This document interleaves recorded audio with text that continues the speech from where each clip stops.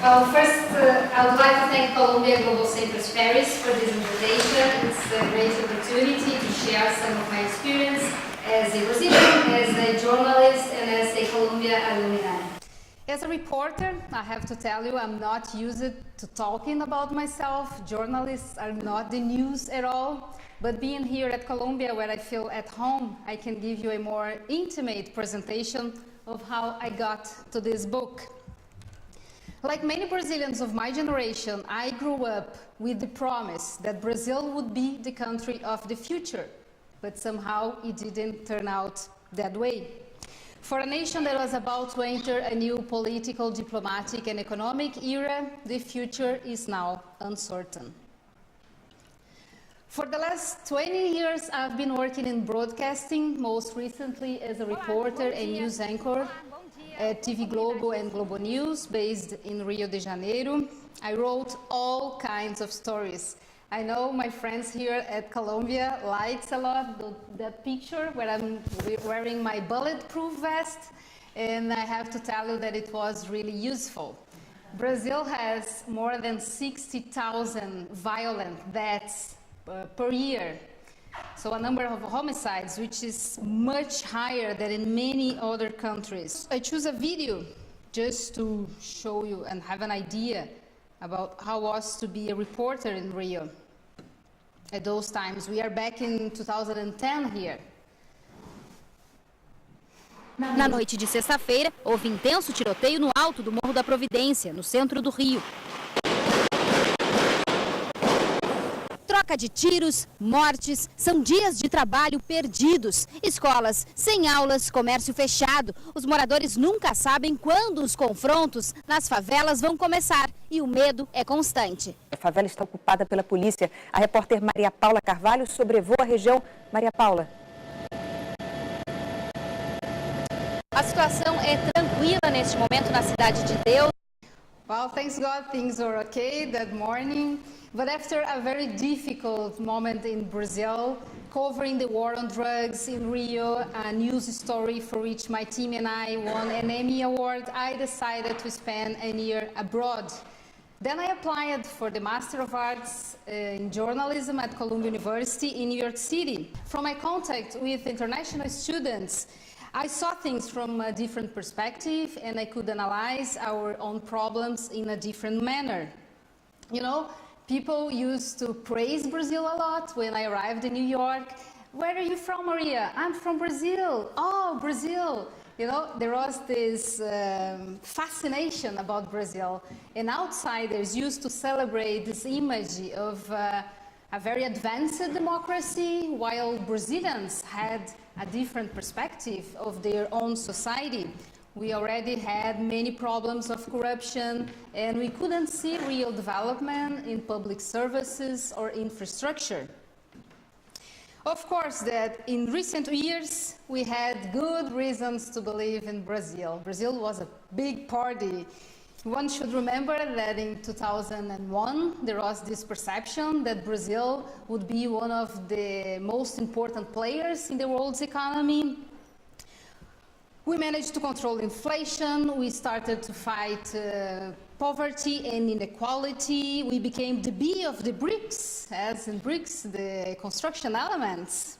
And no other country before us had the chance to host the World Cup and the Olympics back to back.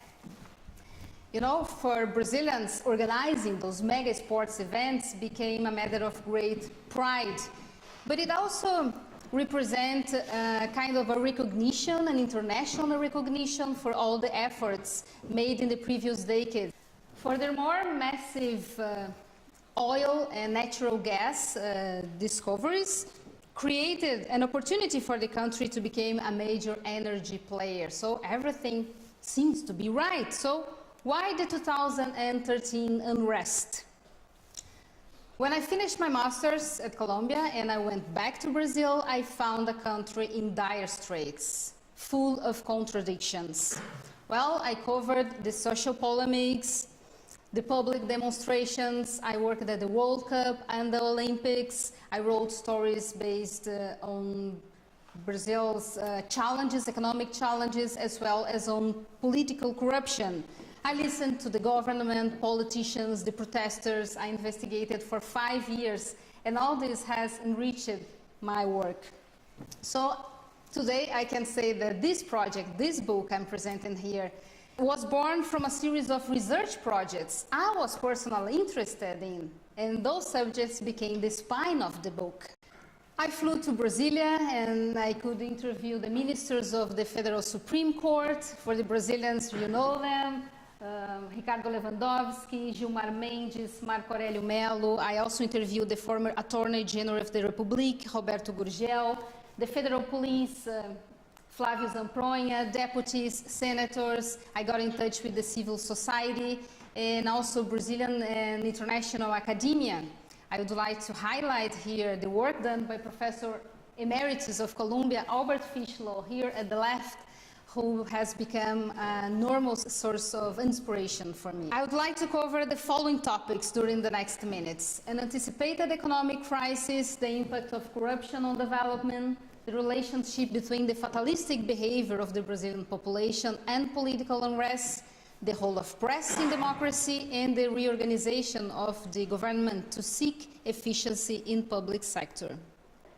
Let's start with some undeniable achievements. Economy was one aspect. So Brazil had gone from being a hyperinflationary disaster to having one of the biggest effective economies in the world. Poverty fell down from 36 to 10% of population between the 90s and 2015, down of 72.7%. Income grew. Have a look at the minimum wage. We have a graphic here just to show how the income grew in Brazil.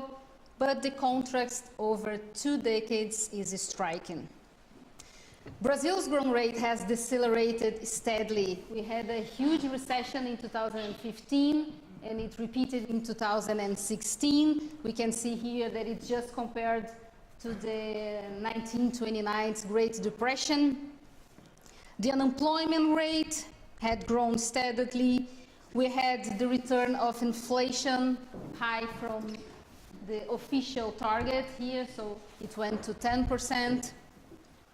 And despite all the achievements in fighting poverty, inequality remains in alarmingly high levels in Brazil. This is a picture of Complexo do Alemão in Rio de Janeiro. So Rio, the Olympic city, is still a portrait of the inequality present throughout Brazil. I chose a quote of Alexander Steele. He's a Columbia professor of international journalism, just to illustrate my next point. The Brazilian political system is a long way from being classified as transparent and accountable. He says that the tragedy for Brazil was that government both introduced a number of genuinely important social and economic reforms, while also aggravating political corruption. And paradoxically, these two sides of the same period were actually related.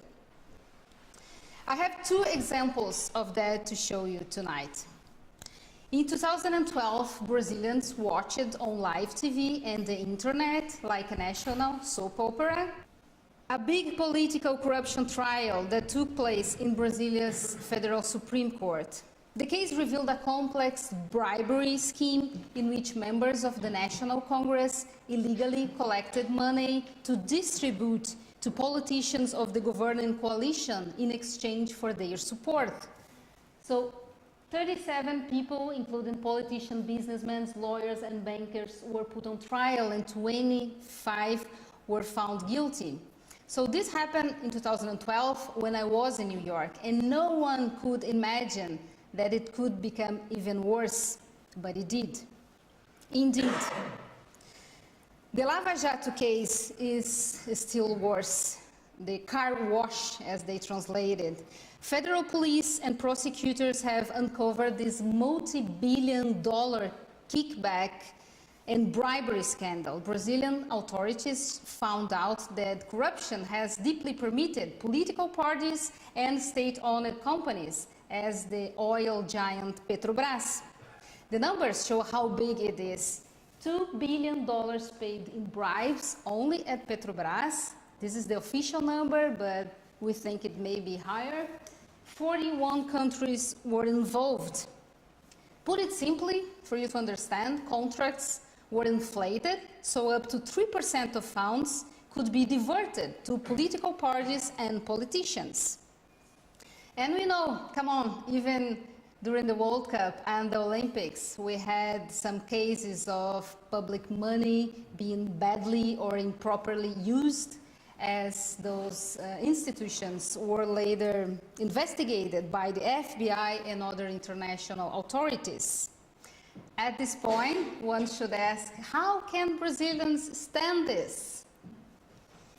Well, there is a long tradition of explaining corruption in Brazil as being the result of the Brazilians' passivity.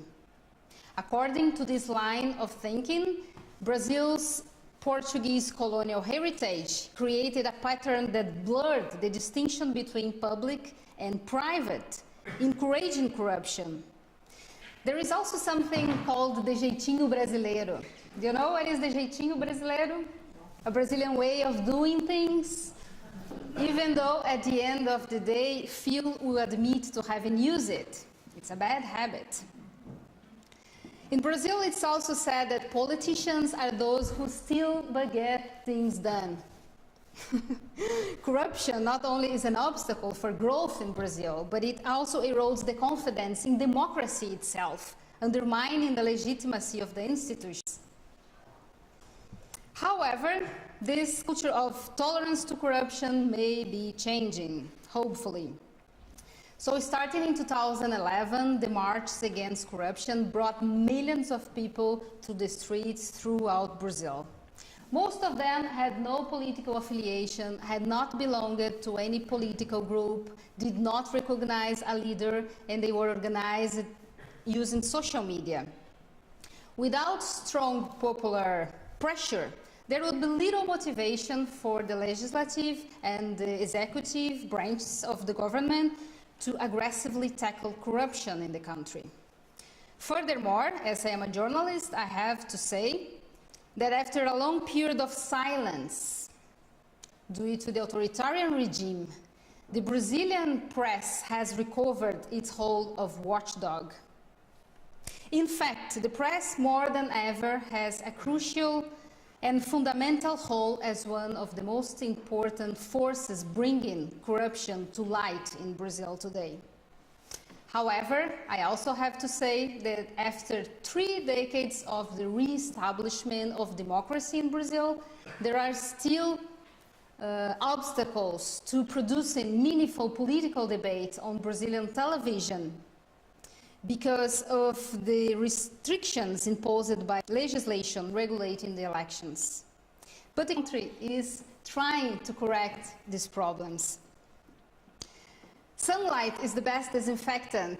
In the last decade, Brazil's government has created institutions to combat the irregular use of public money, such as the audit courts, the Federal Accounting Tribunal, and the Public Minister, a prosecutorial body independent of the other branches of the government, with a representation in all states. The whole of the Supreme Federal Court and independent prosecutors as checks and balances on executive power, as it was envisaged in the 1988 post-dictatorship Brazilian constitution, finally seems to be working. Despite the number of justices appointed by the 2 PT's presidents, Lula and Dilma Rousseff, the Supreme Court has retained its impartiality. And those severe rulings against the powerful have been unusual throughout Brazilian history. There is at least some hope that the courts may start to take a harder line against corruption. There was also a great improvement between all these institutions, and transparency has become an issue in Brazil. I'll give you just 3 examples, 3 laws that are changing the political landscape in Brazil. The first one, Brazil's Access to Public Information Law, which was enacted in 2012. And with this law in force, any person may have access to documents and information kept by public bodies, including payrolls within all branches of power and all the government levels. The Clean Record Law, the famous Lei da Ficha Limpa, as we say in Portuguese, was meant to eliminate political candidates with records of crimes, and it was originated from a popular initiative bill. So with this law, politicians are considered ineligible if they have been convicted for crimes by more than one judge. It may be the case of former President Luiz Inácio Lula da Silva, who was convicted in his second appeal to 12 years in prison for corruption. He is still implicated in other judicial processes. In 2014, just to give you a number, 250 candidates were barred from running based on this law. And the last one, the Fiscal Responsibility Law, approved in 2000, was another remarkable change in the country, obliging public administrations to pursue balanced public accounts and also limiting government expenditures. It was based on this law that the National Congress voted for Dilma Rousseff impeachment. It was not because of the Lava Jato scheme, because sometimes people mix these things up. So, is it a turning point, or will Brazil lapse back into a tradition of corruption and indifference? Will inadequate policy keep Brazil from taking full advantage of its growth potential?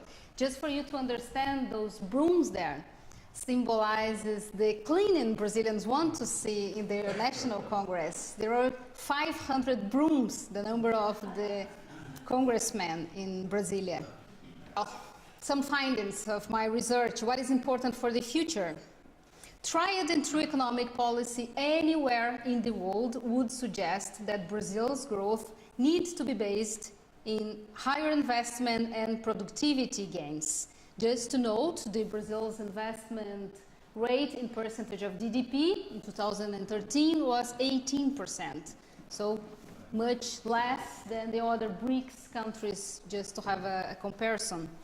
And we know investments depend on credibility. People are not going to invest if they don't trust, if there is no confidence in the country. And indeed, we risk seeing our positive outlook disappear. Brazil could also benefit from more integration in international trade agreements. Today, I can say that the country is quite an isolated and closed country. Brazil also cannot hope to generate sustainable growth without a higher rate of domestic savings and a balanced budget. Okay, it's true that some will claim that Brazil has left the worst behind. We hope, because the inflation has dropped and now state-controlled companies such as Petrobras are considered well managed. But there is still a long way to go. Structural reforms diminishing the Brazilian bureaucracy, rooting out patronage didn't happen as expected. And education is a key issue for Brazil. Because after achieving universal coverage in primary education, Brazil is still struggling to improve that which should be the result of it, the better quality of jobs and for the people. So will all the social and political action I've mentioned here have real and meaningful consequences? Well, you'd have to be able to see in the future. But we can guess that it will be positive, as there is a new attitude. It seems to be a new attitude. There is a general alert for politicians, businessmen, be smarter, because the institutions are functioning and there is a normative framework that applies to everyone without distinction.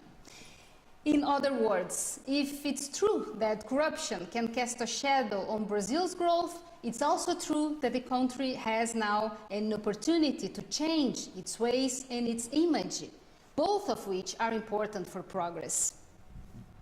Today, investigations are spread around all political parties, even to the right or to the left, and no one can claim the truth. The debate is open. Professor Albert Fischlow gives us a hint about what comes next. He says, what is so different about this experience is the reality of enforcement. Earlier, courts could take considerable time before arriving at final judgments. By that time, prison terms became irrelevant. Now, sentences came earlier in the judicial process and were for much longer periods. So the convictions rendered in the emblematic court cases I just mentioned, the Lava Jato and the Mensalão, may indicate that Brazil is on track for better governance. To the extent that justice works, it can only be helpful for progress. And even though there might be a period of transition that is uncertain, institutions seem to be working, seem to be functioning. Do you believe in them? Or you have no idea what is going to happen in the country? Brazilians finally are daring to hope that the old ways of doing politics may be changing. The country still faces, though, major challenges, especially in finding ways to combine the benefits of economic growth, environmental protection, and a sustainable development. Thank you very much.